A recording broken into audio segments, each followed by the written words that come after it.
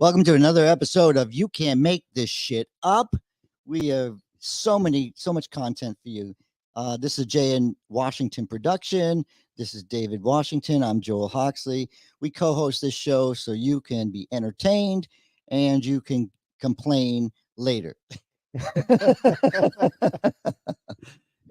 We do get our share of complaints, but we do also get our share of comments, and we have no problem with engaging with. No, we want to engage. We yeah. want to engage with you because you help us get better. I like going back to older older podcasts, and further engaging a particular viewer or listener with a previous comment and saying, hey, here's some more information about, what we discuss. Here's a little bit more clarification or clarity, and just continue that conversation. Yes, it's good for the algorithm. However, the engagement is where it's at. I think the older episodes are kind of cool because they fall into place. Like I wanted to apologize to the Feinstein family for making mention that that the next day is not guaranteed to us, and the next Don't day apologize. Yeah, I no, mean, the next day she passed away. But the reason I want to apologize is because they didn't have a cause of death, and it was because I talked about her. Oh, okay, all right. Uh, But yeah, she leaves behind 4 houses, a private jet. I read that and like, well, there's a lot wow. more. So there's a lot more. Now, the way the social media did it was funny because Mhm. they want to make sure that you know about her wealth, but she Yeah. also was it was on her second marriage. Mhm. He is the second husband who passed away in 2022. He left 3 daughters. He left 3 daughters, and he left. He was the money maker in the fact that he did financial Transactions. transactions. Yeah. So, Yeah. I mean, look, she was a wealthy child too. So it's not like she didn't have some money following her. And senators, if you take the Senate and the Congress and put them together, senators are rich. Yes, indeed. That's And true. they're rich before they even get there because they usually have to run an entire state. They usually fund themselves. I mean, do you think taking out a incumbent like Scott did is easy? Oh no, is a million reasons why it's not easy. Yeah. So, but we're talking about a trooper and the governor's When before we talk about that, I first learned about Diane Feinstein when she was what, mayor, uh, mayor of Los Angeles. right, and And that was because the mayor had been been assassinated, assassinated. right, Yes. right, with Harvey Milk, and I learned about her because she was in charge right around the investigation of the Zodiac killer. And at that time, I was just doing a lot of research on, serial killers and stuff like that for one of my courses and work. See, that's the thing. I that's the stuff I love is to know who they are, where they came from, and I love to invest my time in those. Like Mhm. Sandra Day O'Connor. Everybody thinks that not she was the first woman Supreme Court justice, and Right. you know, but did they know that she was also a senator? What she did in the Senate was phenomenal.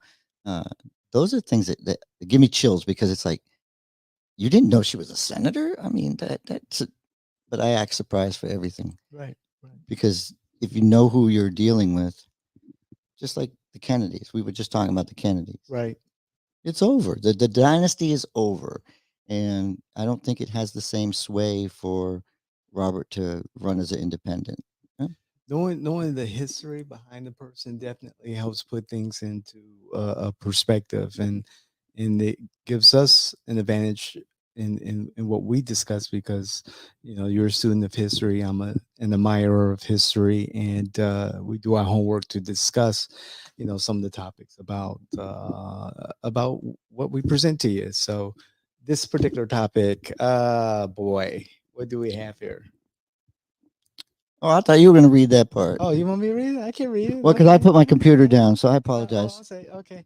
So this particular situation, of course, it was a viral TikTok, but a foreigner, A Florida trooper who is working the border control in Texas as part of Governor DeSantis's operation to clean up the reckless border control issue was filmed asking a Texas resident for his ID.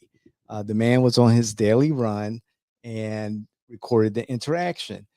Samuel Vilima, I hope I pronounced your name, Vilima, held his own against the Florida Highway Patrol officer several times and posted his interaction on TikTok. So I saw it. This is something I think we needed to jump into because I was just shocked to see a Florida Yeah, I think the audience Highway needs to, Patrol. I think the audience needs in to see it. Texas. I think the audience needs to see it. Yeah. Can we run that footage from the? It's in the clip. Is on the Should the be in link the- is the link is in the notes.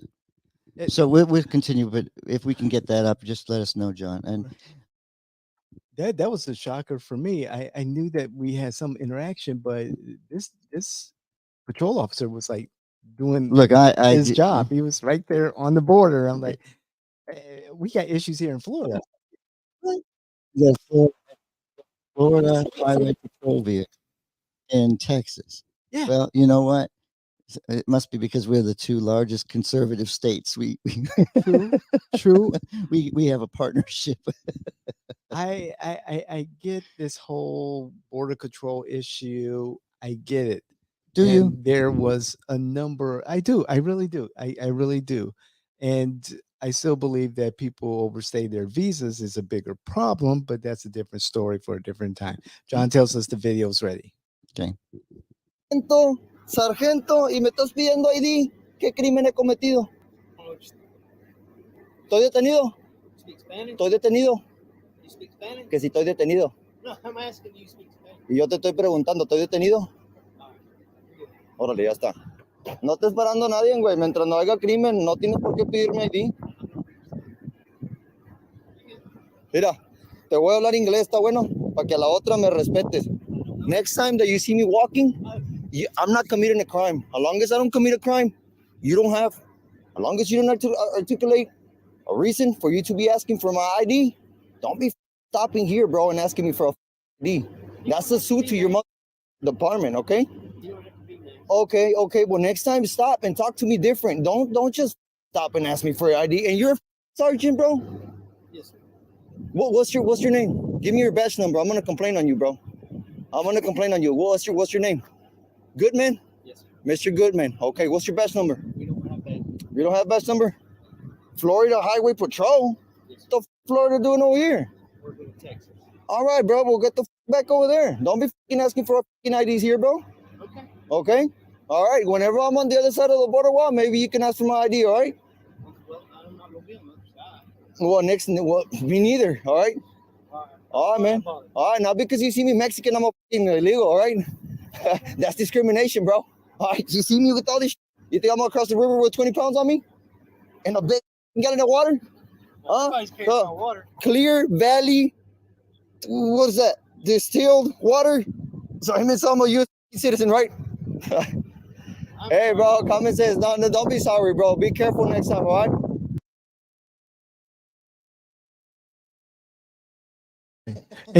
And you're right, Joel. We were just discussing during the video that two of the things I had an issue with was one, the fact that Florida Highway Patrol is in Texas. That's just weird. And then for me, that the gentleman, Mr. Samuel, was profiled, and Joel then I made- said you I don't made a know if good point. I don't know if he was really profiled. Mhm. I mean, the video says that he was profiled, but we don't know if the troopers was supposed to check everybody's ID. Exactly. And he never really had a chance to say his part. I mean, No, because he was trying to be so polite he was because he understood what the individual was feeling. right. And I think, Mhm. we don't talk about feelings, but that officer understood how the person felt. He made it point to let him know how he felt. Mhm. He felt that he was targeted, and the officer, I think, held it. He away because the guy went further than I thought he should have. right. You know, I agree. There was a moment where the video could have ended, and Samuel just kind of pressing the issue.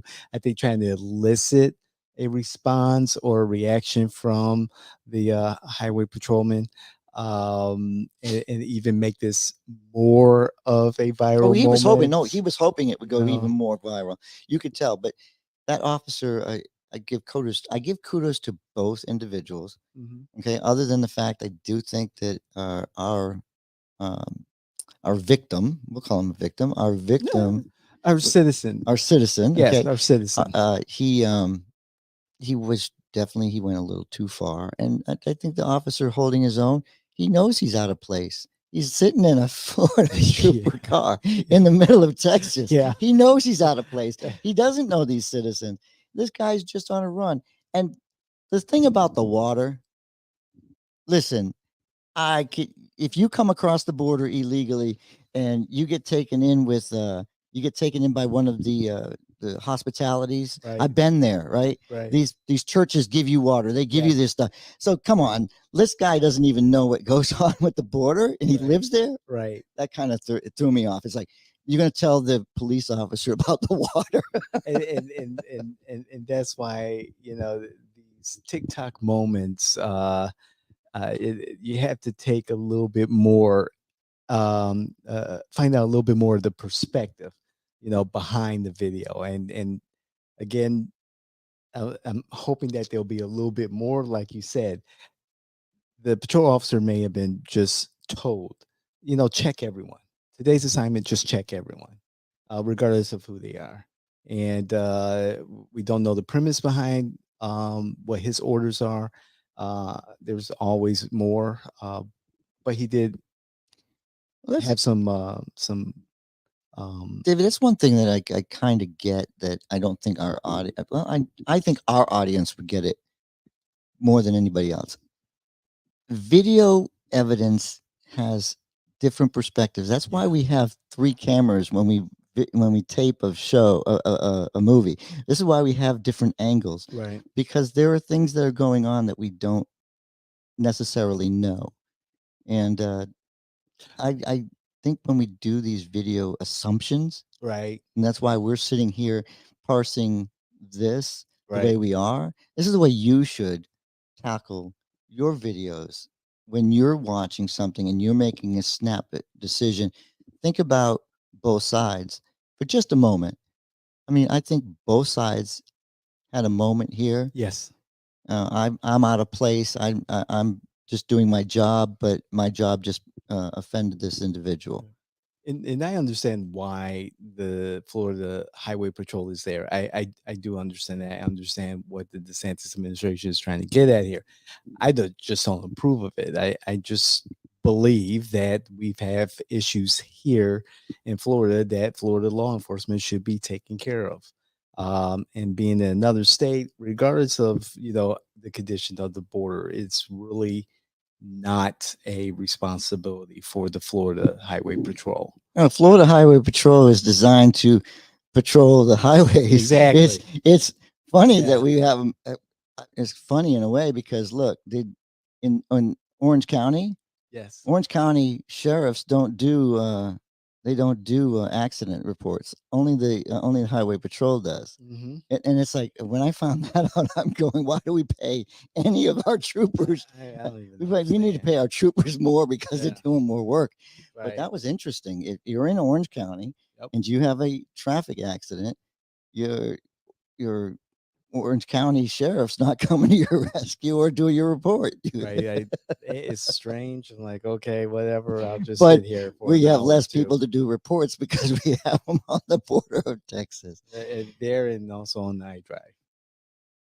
Oh, it's okay. They can be on our drive. Okay. Listen, I pass Disney. every time I go to the airport, I pass by the troopers.